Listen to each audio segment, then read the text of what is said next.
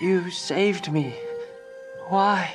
Hello, monkeys. Monks are martial arts experts that punch people into oblivion through the power of yoga and stretching. Liches are beef jerky guys that do backflips around the whole dying thing through the power of spooky rituals. Can these two things coexist? Well, yes, and we're about to mash these two concepts together to create a brand new monk lich on this here episode of Which Lich?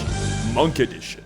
We're Lich experts on this channel. We've done Artificer Liches, we've done Bard Liches, we've done Sorcerer Liches, Rangers, Paladins, and even two purely martial ones with the Barbarian and the Fighter. We are somewhat of a spooky skeleton appreciation channel, and since our martial Lich list is looking a little skinny compared to our magic one, how about we add a new one to the rank? So in order to do that, the first step is to define a monk's essence, what truly makes something feel monkey, or monkish, whatever you get it. So, what is the essence du monk? Essence du monk. Well, monks are martial fighters, yes, but while barbarians, fighters, and rogues are all about bunking in fun and unique ways with dex or strength, the monk is a bit different, a little more cerebral. Monk is basically the only martial class that cares about one of the mind stats in order to hit stuff. In their case, wisdom. Their whole deal is that they make their body their weapon, and they do that by wrestling all the tickets to yoga retreats they can possibly get their fingers on off of the hands of moms on Facebook until they have mastered the flow of ki through their body. Ki is a concept that D&D borrowed from martial arts movies, or wuxia movies if you know too much about what we're talking about. These karate kids channel the energy present in all living things to transcend the limits of their body in order to be able to perform impossible feats, such as rub their bellies and pat their heads at the same time. I would say that that's the monk's essence, overcoming the physical limits of their body through very rigorous meditation in order to turn their bodies into a weapon. The monk subclasses do this in fun and unique ways, such as skirting around Nickelodeon's copyright, Water. long for death, Vou me matar! I'm not gonna be any kind of support, hedgehog hours, Lord albums, I hate the winter. rock, paper, scissors, except it's just paper, paper, paper, Parabéns. and high-functioning alcoholism. Julian! But it's all flavors of the same thing, transcending the limits of your own body through meditation. That's enough. I made a whole video on monks. Here it is if you want to learn more. I made a body horror subclass to go along with it. It's sick. Got that whole essence thing? Good, because we're about to do the same thing for liches. Let's go. Liches are mostly depicted as skeletal, which means that in order for your average party of heroes to not see something scandalous like, I don't know, some sexy tibias, the liches gotta put something on. That's right, no sponsor today. I said no to all sponsorships this week because I'm very excited about my merch.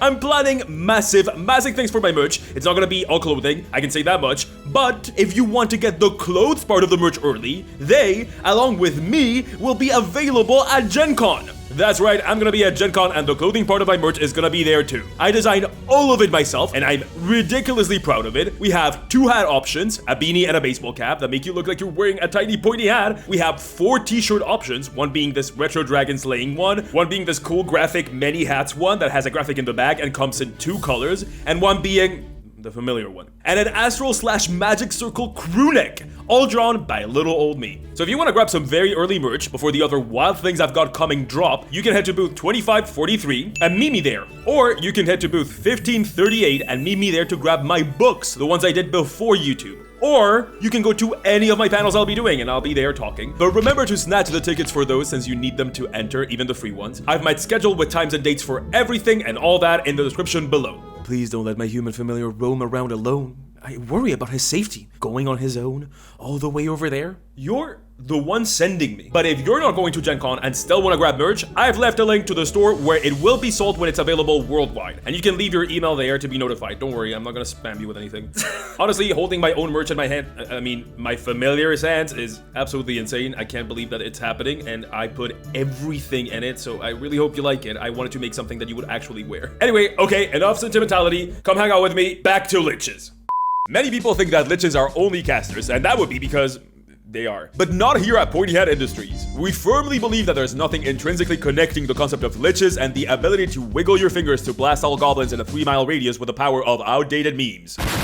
So what is the concept of a lich? Its essence. Well, say it with me. An undead guy that simply refuses to die. Bard. vampires. We have somewhat of a recipe here to make our own liches and make sure that whatever we make is lichy. The Point hat trademark copyright, all rights reserved, do not steal lich recipe, or TTRPG for short. So let's go through it lightning fast for those that are lich experts in the audience, because spoiler alert, set your computer on fire now, we're about to break our rules. So let's refresh them first real fast. 1. Deliberately choose undeath. These guys are not zombies risen by your friendly neighborhood necromancer, they choose the lich life. That means lichdom cannot happen to you, you actively chase it. 2. Follow a ritual. If your run-of-the-mill bad guy could snap his fingers and turn into immortal beef jerky, there would be a ton of these liches running around. We don't believe in stolen lich valor here at Pointy Hat Industries. Becoming a lich takes work, and most of the time, that takes the form of a very spooky and hard to perform ritual. Candles probably included. 3. Tie to a phylactery. The most important step in the lich needs to put their soul into one or more phylacteries. As long as these remain in mint condition, ready to sell on eBay, the lich will respawn like a video game mob next to its phylactery in 1 to 5 business days. 4. And final, lichdom is not passive. A lich must constantly keep up their lichdom running. They must actively work towards keep being undead, or they'll be unalived and become just actually dead for real this time.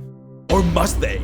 That's right, rules are important because they help us set a baseline. But the reason why I waited so long to tackle the monk is that I wanted to break the rules with it from the start. I wanted to break the rules so hard that I'm breaking another rule that is not even in the rules I just listed. But you all see it as a rule. Notice how not once do I mention that a lich needs to be corporeal in these rules. Undead can be divided in 2 camps by me because I feel like it. But I think it's a good distinction. I think it's easy to understand. Corporeal undead are undead that inhabit the world of the living in a physical form. Zombies, vampires, ghouls, Lenin's spooky corpse that Russia refuses to let decompose, those are all corporeal undead. Incorporeal or ethereal undead, on the other hand, don't really inhabit the world of the living, but just kind of manifest themselves there without a physical presence. Ghosts, banshees, wraiths, that inhumanly tall translucent figure with a neck bent at an odd angle I see standing right behind you.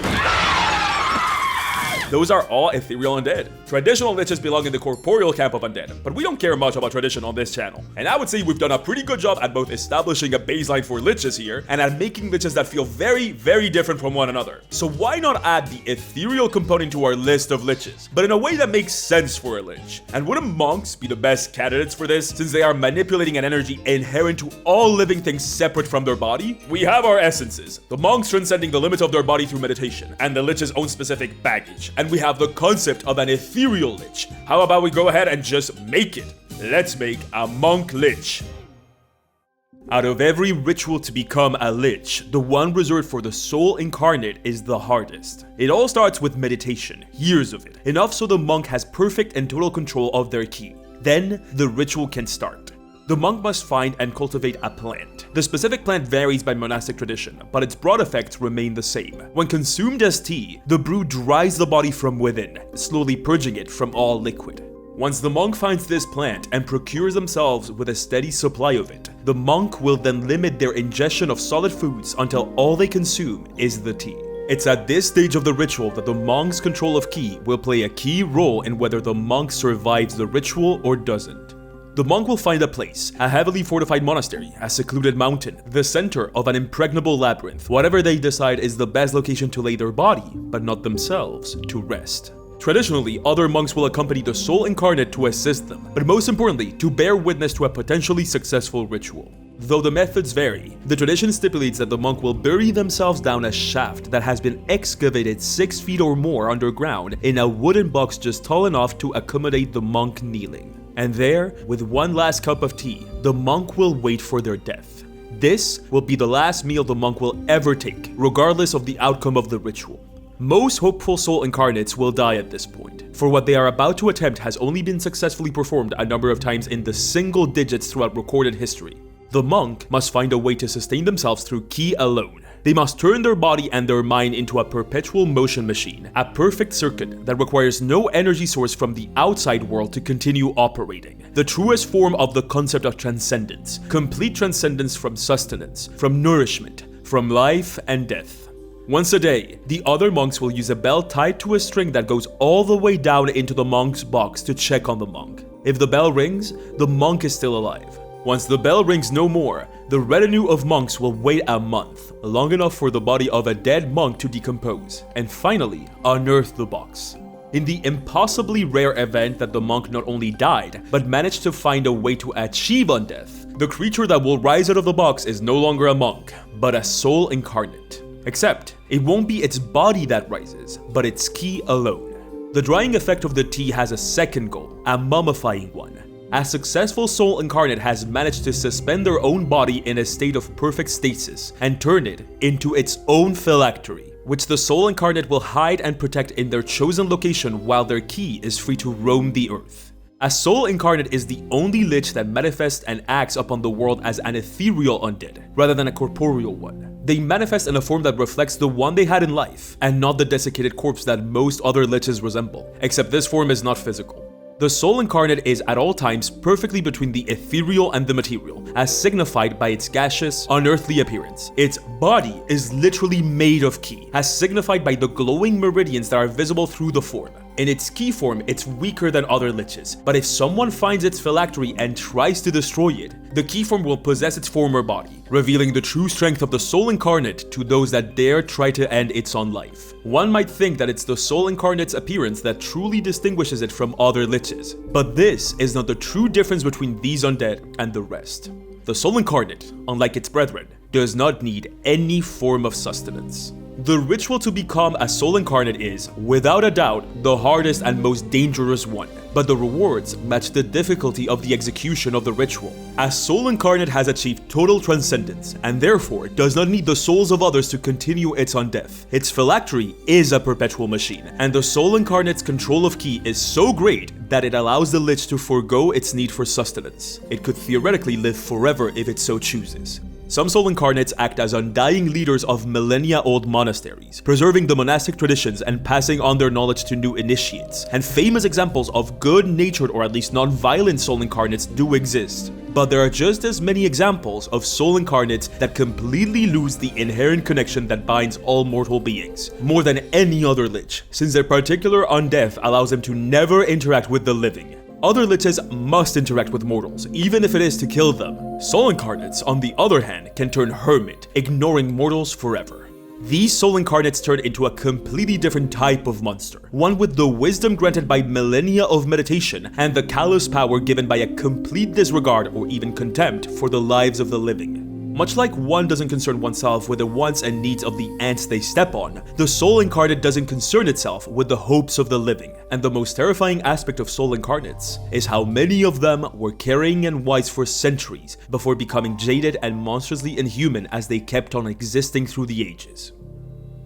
Okay, I think this slaps. When I started this series, I always wanted to make a lich that sort of nudges you towards good or neutral rather than neutral or evil. All my liches can feasibly be taken to be a good or bad NPC with some work, but it will take more work to take them in the good direction, except for this one. The soul incarnate can really go both ways, but I wanted it to take more work to make it a villain than a neutral NPC or an ally, but for a villain to be very much still possible to be made. Of course I was gonna go with the Buddhist self-mummification, duh, but I wanted it to feel different and like mummy that is a perpetual machine operating on a perfect balance of ki as a phylactery and allows the soul incarnate to have a ki form and a full form when the body and ki are joined again. I think that's pretty unique. Also, like, maybe this is the anime talking, but making the ki form less powerful and making the actual body form way harder. I'm really proud of that because it means you can very, very easily have this lich meet the party and fight it before the end of the campaign. Like, imagine this ki specter haunting them, almost killing them several times.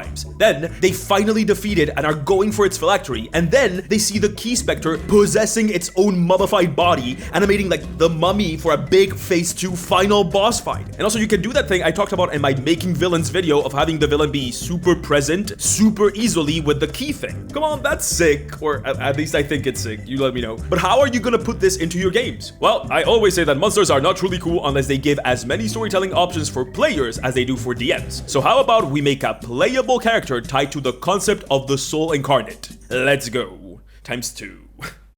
Bao is not the most dexterous initiate in the monastery, nor is he the most patient or the most studious. He takes twice as long as any other student to grasp the katas that most students master with a few days of practice. He has fallen asleep during meditation many times, and he has little to no interest in spending time studying the ancient texts of the scroll library. Everyone really likes him and his constant need to make others smile with his jokes, but it's plain to see that he was not cut out to be a great monk, or a monk in general. This is why even the elder members of the monastery were shocked as to why the pudgy tabaxi was the one chosen by none other than the undying master to carry out a test. The Undying Master has led the Monastery of Claw and Fang for longer than any text in the scroll library dates back to. Some even say that he was the one to create the monastery itself, a place where those that have been granted natural weapons can incorporate those into their practice of martial arts. Once every few centuries, the Undying Master chooses a member of the monastery for a test, which, upon its completion, will grant the test taker the title of Grand Master, the highest title in the Monastery of the Claw and Fang. And this time, the Undying Master chose Bao. When Bao is summoned to the Chamber of Undeath, he finds out his quest. He is to find the body of the Undying Master, for even the Master has forgotten where the body is after millennia of existing after his ritual. And he's also instructed to not tell anyone because the Master is kind of embarrassed about this whole "I forgot where I put my body" thing. When Bao asks why he was chosen, the ethereal figure of the Master dissipates, but not without leaving Bao with something. The Master has given Bao part of the Master's own ki, and this has allowed Bao to project his own ki outside of his body, transcending the limits of his weak body by manifesting ethereal claws and fangs that he can use to both attack and protect. That's right, Bao gets a stand. Bao is a way of the astral self monk. And so, without answers as to why he was chosen, but a new way to cultivate his ki, Bao sets out to complete his test, while the rest of the monastery looks upon him with a mix of concern, jealousy, and confusion.